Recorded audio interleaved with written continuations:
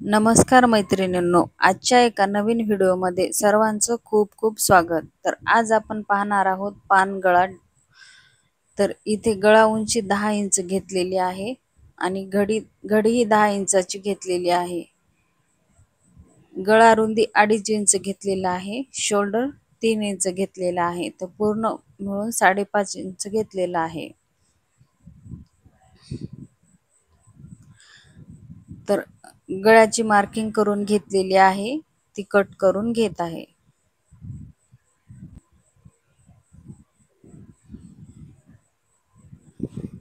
गळ्याची marking cut करून घेतल्यावर आता ब्लाउज पीस घ्यायचा आहे. ब्लाउजचा कपडा सरळ ठेवून घेतलेला आहे आणि त्यावर अस्तर ठेवून घेते.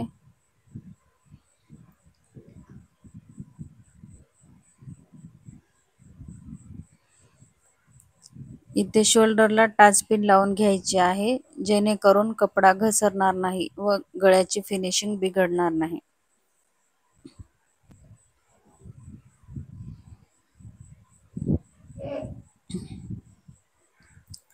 आणि पाव इंचाची मार्जिन सोडून एकसारखी टीप मारून घ्यायची आहे. जसा गळ्याचा आकार आहे तशीच टीप मारून घ्यायची आहे, जेणेकरून गळ्याचा आकार बिघडणार नाही.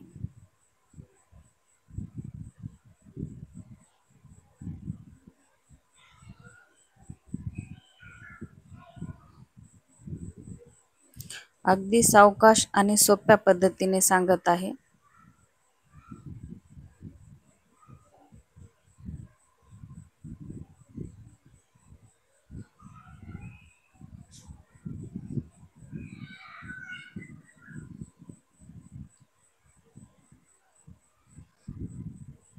गळ्याची टीप मारून झाल्यावर कमरेच्या साईडने टीप मारून घ्यायची आहे.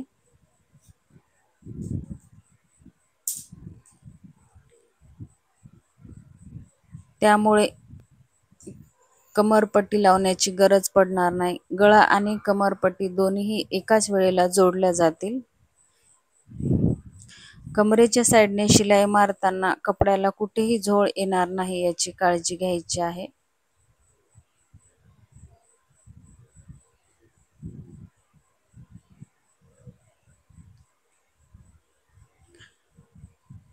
आणि गळ्याच्या साईडने एक्स्ट्राचा जो काही कपडा आहे तो आपल्याला कट करून घ्यायचा आहे.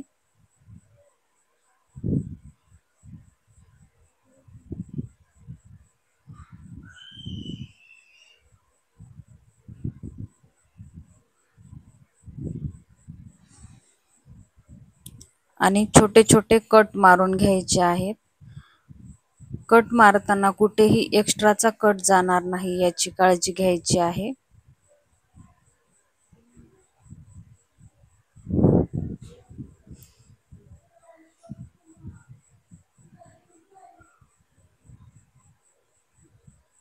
कट मारल्यामुळे गळ्याला फिनिशिंग व्यवस्थित येते.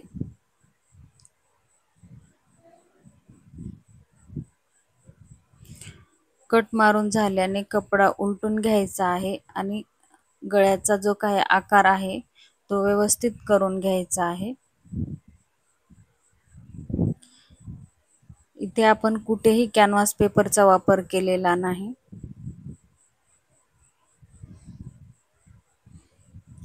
गळ्याचे कानेकोपरे व्यवस्थित करून घ्यायचे आहेत.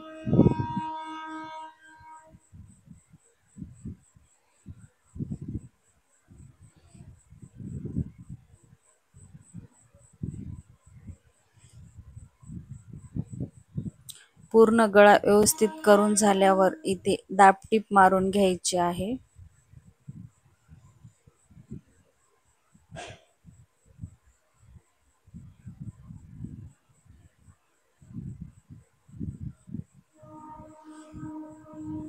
दाबटीप मारताना एकसारखी टीप मारून घ्यायची आहे आणि गळ्याचा जसा आकार आहे तशी शिलाई मारून घ्यायची आहे. गळ्याचा आकार बिघडू द्यायचा नाही.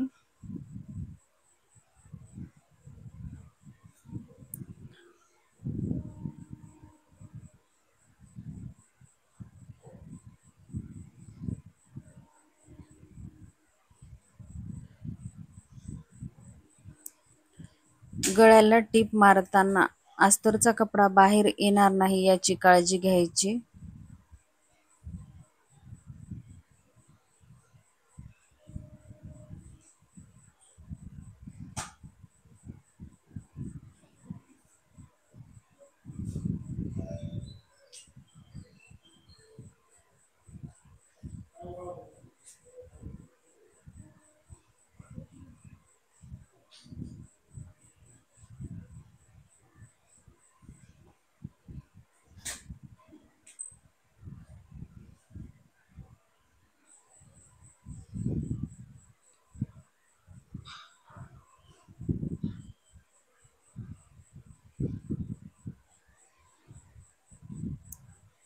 गळ्याला पूर्ण टीप मारून झालेली आहे.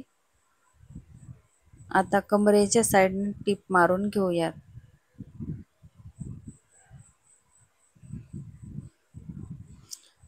कमरेच्या साईडने टीप मारताना अस्तरचा कपडा बाहेर येणार नाही याची काळजी घ्यायची.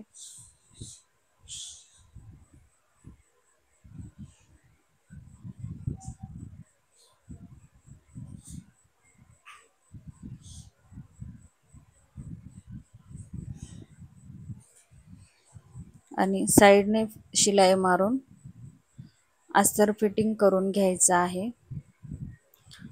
आपण ब्लाऊजचं माप टाकताना अस्तरवर परफेक्ट माप टाकून घेतो आणि ब्लाऊज पीसचा कपडा एक्स्ट्राचा ठेवलेला असतो तो आता कट करून घ्यायचा आहे.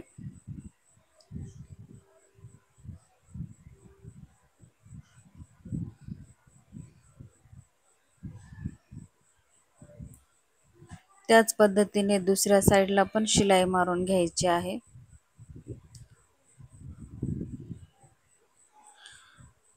ब्लाऊजला फिनिशिंग खूप महत्त्वाची असते, त्यामुळे कपड्याला कुठेही झोळ येऊ द्यायचा नाही.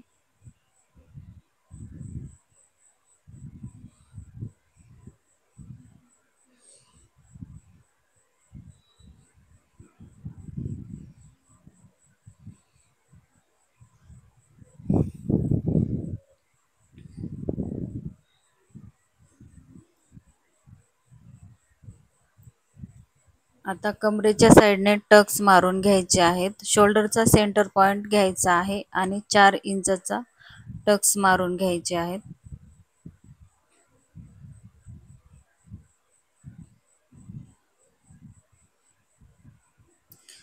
दोन्ही टक्स एकसारखे येऊ द्यायचे आहेत.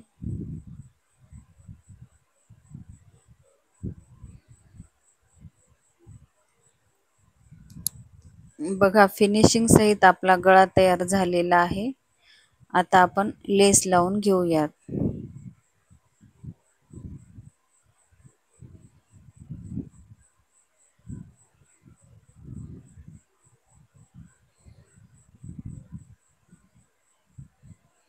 इथे मी गोल्डन कलरची लेस लावत आहे. तुम्ही तुमच्या आवडीनुसार कोणतीही लेस लावू शकता.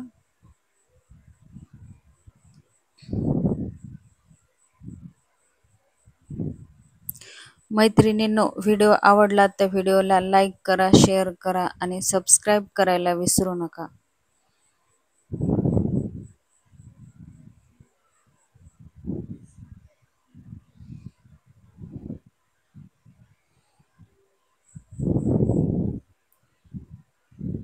इथे कोपऱ्यामध्ये लेस फोल्ड करून घ्यायची आहे.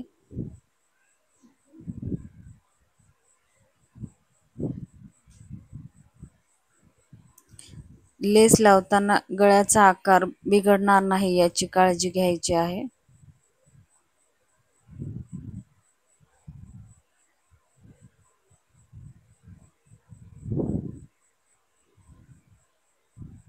एक साइडने लेस मारून झालेली आहे आणि आता डबल टिप मारून घ्यायची आहे. लेस छोटी असो किंवा मोठी, प्रत्येक लेसला डबल टिप मारून घ्यायची, जेणेकरून लेस व्यवस्थित बसेल आणि गळ्याची फिनिशिंग व्यवस्थित येईल.